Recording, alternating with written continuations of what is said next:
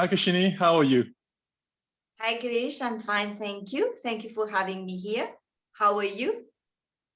I'm doing great. I'm doing really great, and I felt really good when I got a message about a possible topic we can discuss. And the first person I thought about was you. Would you like to know the topic? Of course. So the topic was about. It was actually a question, and the question was how we can strengthen family bonds, okay, while keeping a good control over our emotions, okay, and be happy eventually. So it has a few aspects, and I think that's something people really struggle with, because from the talks I have with people or from the messages I usually get from our audience, I usually get asked that question, about how can we be ourselves while there is pressure in the family to actually do something you don't want to do. For example, Mm. getting married at a certain age, behaving in certain ways, and there's always a conflict. And if you look at it from a bigger perspective in society, there's always been that conflict of individualism, meaning you being happy, and what society expects from you. So I don't think it's just the family, it's something bigger than that. But the reason why I said no, that's really a topic for you, is because when I look at you, you're actually someone very family oriented, very caring, very motherly. And at the same time, you're um, that kind of woman who's very independent also, who really knows what she wants, and very warrior like. And I think You do something know I me. yeah, yeah, I do. I think it's something I always told you, and I don't mind saying it online as well. I think you're really Thank the you. perfect. You know what I'm really going to say right now. Uh, yeah, you're always two steps ahead, right? Uh, I think you're really that perfect woman, the way I see it, and I always told you that if I ever wanted to have a daughter, I would like her to be like you, because Thank you. I you've am got that. blessed. I know, and it's going to get very emotional now, because I know that you're someone who, like I said, you've got that very independent aspect to you, but at the same time, you've never lost your motherly affection and your softness, and I think it's really amazing to have that balance, and this is why I think you've got lots to share about how we can really nurture the family and be ourselves at the same time. So, I mean, what do you have to say about that? Allow me to say that you're such a doting father to your son, and you're so family oriented that I believe that whatever you see in me is actually a reflection of who you are. Because what's funny is that I see you as the same. You're Mm, so at the same time so focused in your career, so focused on the other hand on doing your seva in your own way, reaching out to people, coaching people, helping people, at the same time being so family oriented, yet so centered in yourself. You're a mm, beautiful human being, Bhai. Really. thank you. Yeah, And I don't know what to say. and going on to family, it is true. It is the struggle of many people how to remain centered in themselves, at the same time, deal with conflicts in the family while trying to live in a society where people expect us to conform to the norms of the society. Mm, So, somewhere living in the family, in the society, we do really tend to lose a part of ourselves. And that is where the bitterness and the rebellious attitude comes from, because we mm, feel that we don't have the real freedom to be ourselves. mm. And it is not acquired so easily. It is easy to say, I am free. At some point, yes, we are.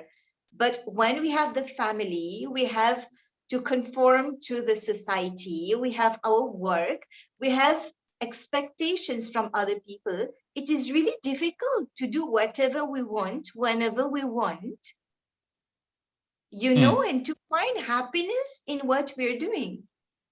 So I can totally understand when you share that you meet a lot of people who really don't find the real balance between who they are, what they want to be, and between what other people impose upon them or expect from them. It is quite difficult, actually. But there are a few simple steps, a few things that we can do that can actually help us to be at ease with ourselves first, and then find our place in the family and in the society. Okay, I would like to know about them. What are they?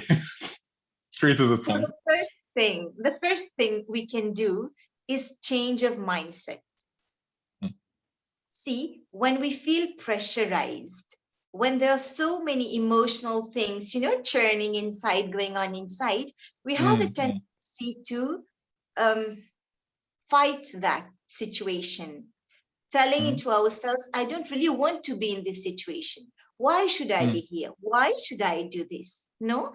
So this inner conflict within ourselves causes bitterness, causes rebellion, causes, rejection, rejecting ourselves and rejecting others, the family and the society in general. So the first thing would be a change in our mindset, seeing the situation as it is, not being in denial, because when we are in denial, we say this hasn't happened. The truth is it has happened. What do we do as from now?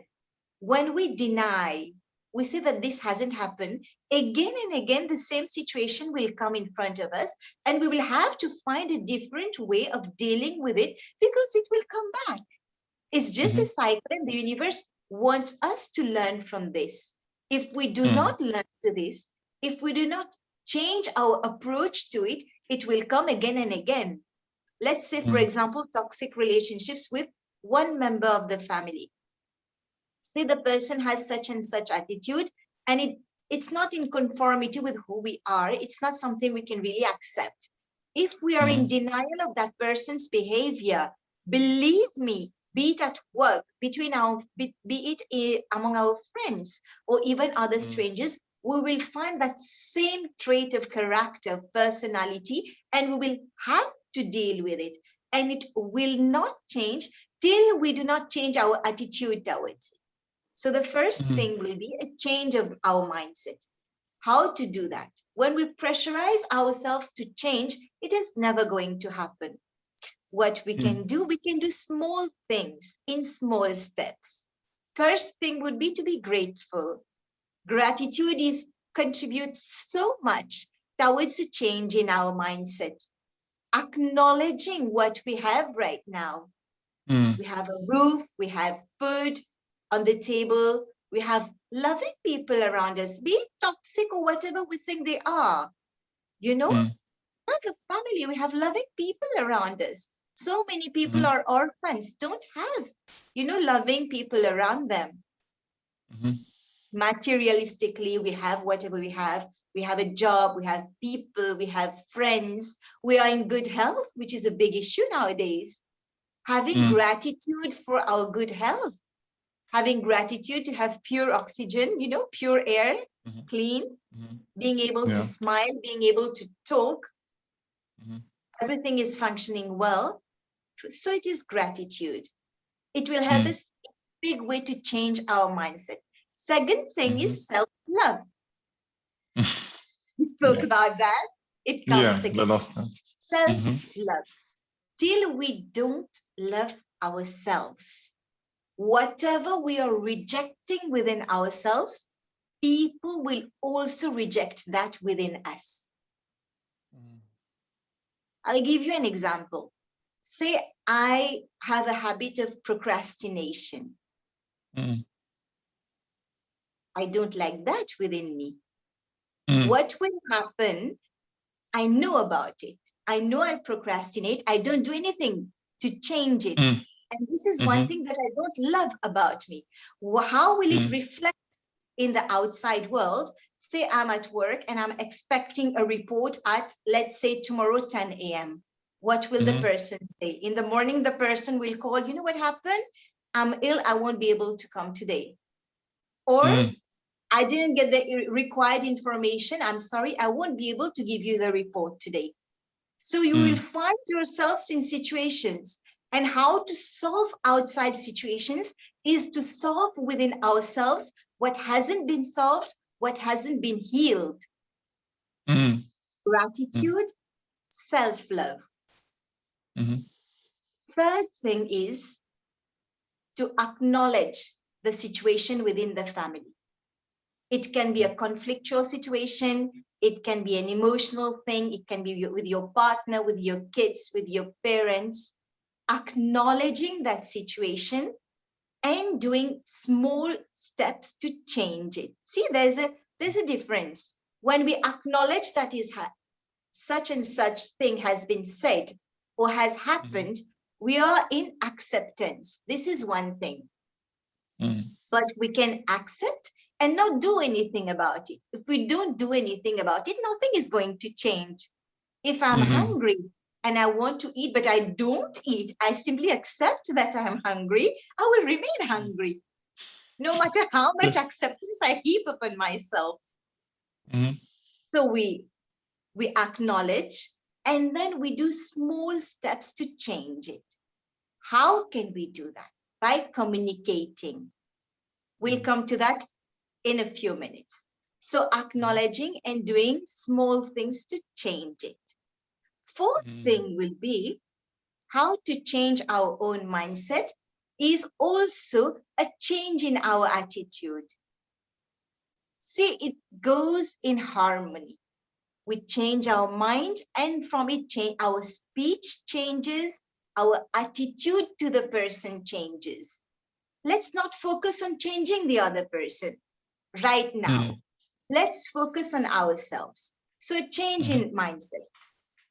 Next would be communication.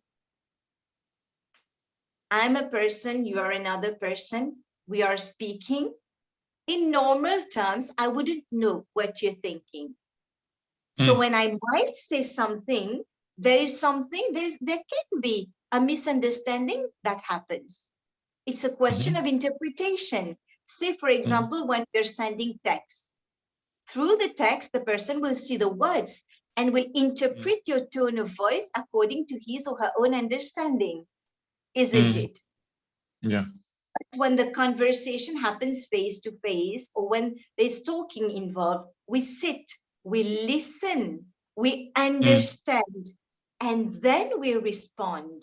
We don't Mm. react, we Yeah. respond. Then true communication happens. And so Mm. many conflicts has happened because of misunderstanding, because of Mm. miscommunication.